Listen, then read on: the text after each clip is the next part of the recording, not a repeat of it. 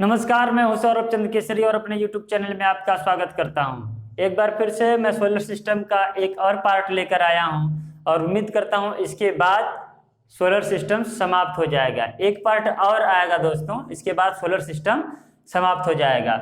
यहाँ पर बात करते हैं मंगल ग्रह की, क्योंकि पृथ्वी तक हम लोग कंप्लीट कर चुके थे। आज मंगल और बृहस्पति के बारे में जानेंगे।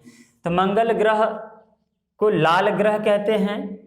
क्यों कहते हैं? क्योंकि यहाँ पर आयरन ऑक्साइड पाया जाता है। आयरन ऑक्साइड मैक्सिमम वैल्यू में पाया जाता है, इसलिए इसे लाल ग्रह कहते हैं। क्यों? क्योंकि आयरन ऑक्साइड लाल रंग का होता है। देखिएगा कभी जंग लग जाता है तो आपको दिखाई देगा कि जंग किस तरीके का है, किस रंग का है। तो निश्चित रूप से आयरन ऑक्साइड के पाए जाने के कारण इसे लाल ग्रह कहते हैं। देखिए यहाँ पर पृथ्वी की भांति ही ऋतु परिवर्तन होता है। उसके पीछे कारण क्या है? इसकी भी दो ध्रुव हैं तथा यहाँ पर भी पृथ्वी की भांति झुकाव है। जैसे पृथ्वी अपने धुरी पर 23.5 डिग्री तथा अपने तल पर 66.5 डिग्री झुकी हुई है, वैसे ये भी 25 डिग्री झुकी हुई है। कितनी डिग्री? 25 डिग्री झुकाव है। 25 डिग्री झुकाव के कारण ही यहाँ पर भी ऋतु परिवर्तन होता है। अब देखिए यहाँ दो उपग्रह हैं, एक है फोमोस और एक है डिमोस। आपको याद होना चाहिए दोस्तों, और याद रहे फोमोस बड़ा है और ये छोटा है। ये इतना छोटा है कि पूरे सौर मंडल का सबसे छोटा उपग्रह है। सौर मंडल का सबसे छोटा उपग्रह, सबसे छोटा उपग्रह। कोई पूछे तो क्या बताएंगे आप? डिमोस बताएंगे दोस्तों। डिमोस किसका उपग्रह है? तो मार्स या फिर मंगल का। नेक्स्ट ओलंपिया, ये पर्वत का नाम है। नेक्स्ट ओलंपिया पर्वत इतनी ऊंचाई पर है, इतनी ऊंची है कि ये लगभग अपने एवरेस्ट से 3 गुनी ज्यादा ऊंची है। तो 3 गुनी ज्यादा ऊंची होने के कारण यह सौर मंडल का सबसे ऊंचा पर्वत है। अब यहाँ पर देखिए ओलिपस मेसी, ये ओलिपस मेसी क्या है? ज्वालामुखी है, जो कि पूरे सौर मंडल का सबसे बड़ा ज्वालामुखी है। ओलिपस मेसी ज्वालामुखी कहां पर है? तो आप बताएंगे मंगल ग्रह पे। देखिएगा परिक्रमण काल इसका 687 दिन है तथा परिभ्रमण काल पृथ्वी की ही भांति 24.6 घंटा। देखिए दोस्तों, पृथ्वी का जो परिभ्रमण काल है वो हम 24 घंटा लिखे हैं, लेकिन वो भी 23.9 घंटा है। यहाँ पर हम कह सकते हैं 24.5 या लगभग 25 घंटा।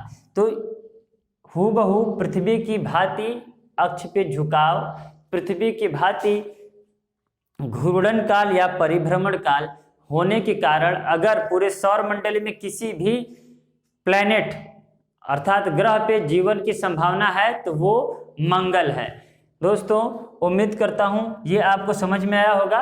बात करते हैं बृहस्पति की। तो बृहस्पति ग्रह सौर मंडल का सबसे बड़ा ग्रह है। यह बाह्य ग्रह का पहला ग्रह है और सबसे बड़ा ग्रह है। इसके साथ साथ हमने यह भी बताया था यह गैसीय ग्रह है, अर्थात ये केवल और केवल गैसों का बना हुआ है। और यहाँ पर दोस्तों जलने वाला गैस अर्थात हाइड्रोजन तथा हीलियम जो कि अज्वलनशील है, ये गैस पाई जाती हैं। इसके 63 उपग्रह हैं। यहाँ पर बहुत सारा कंफ्यूजन है, कहीं कहीं आपको इससे ज्यादा कहीं कहीं कम दिखेगा दोस्तों। लेकिन हमें जहां तक पता है इतना याद रहे आपको कि सबसे अधिक अगर किसी सौर मंडल में, पूरे सौर मंडल में अगर किसी एक ग्रह के पास सबसे अधिक उपग्रह हैं तो वो केवल और केवल बृहस्पति है, ना कि शनि। यहाँ पर 63 है तो शनि का 62 है। लेकिन अगर आप कक्षा 6-7 अगर 7 का भूगोल देखेंगे तो उसमें 69 दिया है इसका, और उसमें 67 दिया है शनि का। इसमें आपको 69 दिखेंगे। लेकिन एनसीईआरटी का जब 7 का पढ़ेंगे तो उसी में दोस्तों कंफ्यूजन है, 56 करके दिया है दोनों का। लेकिन दिमाग में इतना रखना है कि जो बृहस्पति के हैं हमेशा क्या है?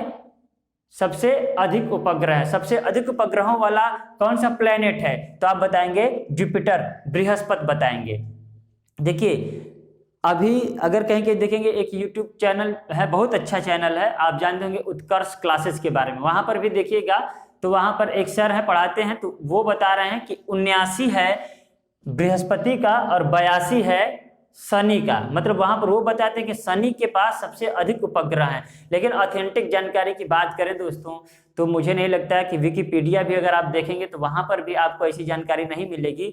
और जब कक्षा 7 की SCERT या NCERT देखेंगे तो भी इससे ज़्यादा आपको दिखाई नहीं देंगे।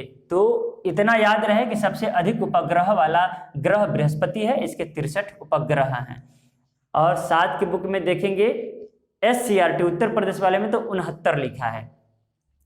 सबसे बड़ा उपग्रह इसका ज्ञानीमीड है, ये याद रहे। यह इतना बड़ा है कि पूरे सौर मंडल का यह सबसे बड़ा है, सौर मंडल का सबसे बड़ा ग्रह, उपग्रह सबसे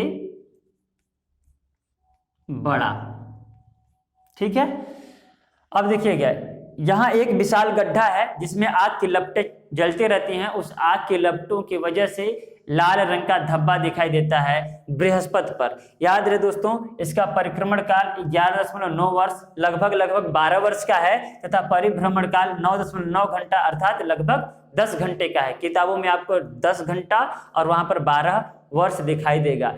एक बात आपने देखा होगा दोस्तों कि जैसे जैसे पृथ्वी, मंगल, बृहस्पति के बारे में पढ़ रहे हैं और जैसे जैसे सूर्य से दूरी पढ़ रहे हैं वैसे वैसे इनका परिक्रमण काल में वृद्धि होता जा रहा है। इसके पीछे कारण क्या है जब फिजिक्स पढ़ेंगे तब बताएंगे। हालांकि मैं बता देता हूं, केपलर ने 3 नियम दिया था ग्रह के गति के संबंध में। ठीक है, तो 3 नियम में तीसरा नियम यही है कि कोई भी ग्रह जब सूर्य का चक्कर लगाता है तो वो T²R³ मतलब उसका जो परिक्रमण काल होता है उसके सूर्य तथा अन्य ग्रह के बीच के दूरी के समानुपात होता है। जैसे जैसे दूरी बढ़ती जाएगी वैसे वैसे परिक्रमण काल भी आपका बढ़ता जाएगा। तो इसके बारे में चर्चा करेंगे हम लोग दोस्तों जब फिजिक्स पढ़ेंगे तब। बस इतना याद रहे, केपलर ने यह नियम दिया था कि जैसे जैसे दूरी बढ़ती जाएगी सूर्य से अन्य ग्रहों की वैसे वैसे उनका परिक्रमण काल भी बढ़ता जाएगा। उम्मीद करता हूं यह सेशन आपको अच्छा लगा होगा। अगर अच्छा लगा है तो मेरे चैनल को लाइक करें, सब्सक्राइब करें तथा शेयर करें। मिलते हैं नेक्स्ट वीडियो में, तब तक के लिए नमस्कार।